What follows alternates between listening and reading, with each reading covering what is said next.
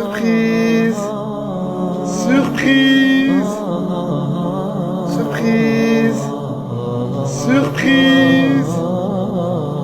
Un jour, alors que le messager alayhi salatu wassalam, il s'adressait aux Ansar, il leur avait dit « Méfiez-vous d'entrer chez les femmes », dans le sens où méfiez-vous d'entrer chez les femmes s'il y a une situation d'isolement qui en découle et que vous vous retrouvez seul avec elles dans une pièce. Un des hommes s'est levé et lui a demandé au messager d'Allah « Qu'en est-il du beau-frère » Et le messager alayhi salatu wassalam a répondu « Le beau-frère, c'est la mort ».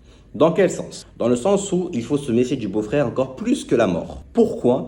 Parce que c'est précisément dans ce genre de cas-là que Shaitan, il est entre guillemets le plus efficace et qui va le plus travailler. Toi, de ton côté, tu pourrais dire que ta propre famille ne va jamais penser à ce genre de choses-là avec tes sœurs ou tes frères, dans le cas inverse. Et c'est précisément ce que Shaitan veut que tu penses. C'est ce que Shaitan, il veut que tu te penses en sécurité, pour pouvoir mieux agir. Ça n'a pas d'intérêt pour lui si tu commences à te méfier. Et tes amis, pour toi, c'est facile de t'en méfier, puisque c'est tes amis.